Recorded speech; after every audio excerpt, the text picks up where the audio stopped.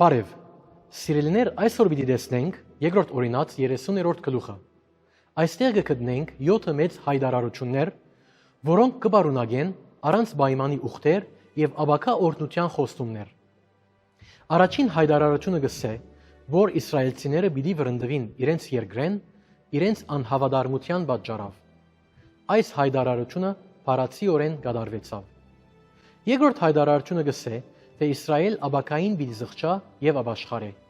Եվ թեև անոնք ծրվեցան անհնազանդության պատճառով,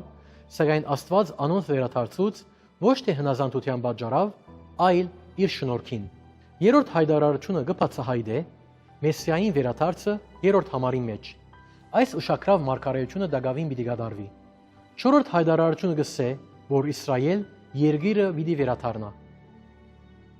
Հինգերորդ հայտարարությունը այն է, որ ասկային դարձումը պիտի լա, ինչպես հիշված է 6-րդ համարին մեջ։ Իսկ 6-րդ հայտարարությունը 7-րդ համարի մեջ կհայտարարե, որ Իսրայելի թշնամիները պիտի թադաբարդվին եւ անիծվին։ 7-րդ հիանալի հայտարարությունը, որ բացահայտված է 9-րդ համարի մեջ, այն է, որ ասկը պիտի ստանա իր ամբողջական օրհնությունը։ Ինչպես որ կտեսնեք, երկիրը գրավելու միակ պայմանը հնազանդությունն է։ Առանց հնազանդության, ինչպես որ գսե 10-րդ համարը, օրհնություն պիտի չլա։ Հիմա Աստված ուրիշ ուխտ մգնե, թե ան օրմը պիտի վերադարձնե ժողովուրդը եւ այդ գախյալ չէ որևէ թերևս կամ եթեյով։ Անոնք պիտի վերադառնան եւ ետքը հնազանդին դերոջը ցայնին։ Այդ է շնորհքի կանոնը, սիրելիներ։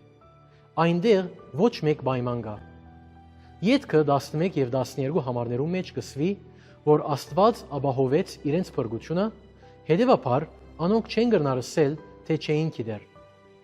Սիրելիս, դու պետք չունիս երկինք ելնելու կամ օվկիանոսը գդրելու փրկությունը ստանալու համար։ Փրկությունը քեզի մոտ է, ինչպես քու փիչիչային հերացայինդ կամ ովևէ հավատացյալ, որ քեզի Աստծո խոսքը կփոխանցե։ Որպես քարոզիչ, իր կորձն է ավետարանը հասցնել մարդոց ագանչին, այդ է առավելակույնը, որ գրնա անել։ Անգե ետք, այդ մեկը քեզ մեկ ախյալ է, դուն ես պատասխանատուն, այնտեղ է քո ազատ գամքդ, սիրելիս։ Երկրորդ օրինացի այս գլուխը մարգարեական է եւ գխոսի օրվա մասին, երբ Իսրայել իր ամբողջ սրտով եւ հոգիով Աստծո պիտի դառնա։ Եվ Աստված նոր ուխտ պիտի ընե իրենց հետ։ Նույնիսկ Երեմիա գսե, Անոնց այնպիսի սիրտ մը պիտի դամ, որ զիս ճանչնան, թե ես եմ դերը։ Անոնք իմ ժողովուրդս պիտի ելան, ու ես անոնց Աստվածը պիտի ելամ, վասնզի իրենց բոլոր սրտովը ինձի պիտի դառնան։ Այստեղ Մովսես կխոսի աբակային մասին, երբ ժողովուրդը պիտի գրավե այդ երկիրը, քանի որ Աստված ուխտ ըրած է անոնց հետ։ Սիրելիներ, երբ Աստված ուխտ մը ընե, անգնե ուխտ մը, որը ան չի խախտեր։ Ճիշտ հակառակը, մեր խոսքերը վարմունքներն են, որոնք խոստումը կամ համաձայնությունը կամ պայմանագիրը կնշանակեն։ Հիմա Աբրահամյան ուխտը հավիտենական է։ Հետաքրքրական է, որ Բաղեստինի ուխտն ալ նույնպես հավիտենական է։ Իրականության մեջ Իսրայելի բոլոր ուխտերը հավիտենական են, բացի ժամանակավոր Մովսեսական ուխտը կամ 10 պատվիրանները, եւ այդ պիտի շարունակվեր մինչեւ խոստացված սերունդին կալուստը։ Անհամբերը սպասելով այն ժամանակին, երբ անոնք պիտի ստանան երկիրը, հոն անոնց փրկություն պիտի ելա։ Քրիստոսը խոստացված սերունդը ան է, որ կհաստատե նոր ուխտը, որ աբակային պիտի ելա։ Քրիստոս եկավ անոնց ճիշտ այնպես ինչպես որ օրենքը եկավ։ Անմերավ եւ հարություն արավ անոնց մեջ, եւ այս հավատքով արդարանալը կարելի եղավ անոնց, ինչպես այսօր մեզի։ Հիմա 16-րդ համարի մեջ Աստված գսե,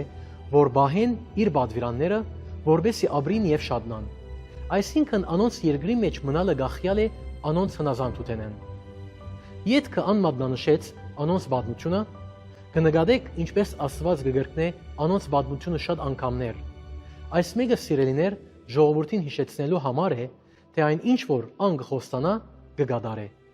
Երբ անոնք չհնազանդեցան, անոնք կհերացվեին այդ երկրեն, բայց Աստված գրգին կվերադարձներ անոնց եւ վերջավորության անպիտի վերադարձնե այնպես, որ այլևս բնավ դուրս պիտի չելեն։ Ոչ թե իրենց հնազանդությանը համար, այլ որովհետեւ Աստված կբահե իր ուխտը, ուստի երբ անոնք վերադառնան, սերը մղված պիտի հնազանդին։ Այսօր այդ է, որ Տեր Հիսուս կսե քեզի եւ ինձի, եթե զիս կսիրես, բահե իմ պատվիրաններս։ Արդյոք պիտի սիրես եւ պիտի հնազանդիս իրեն սիրելիս։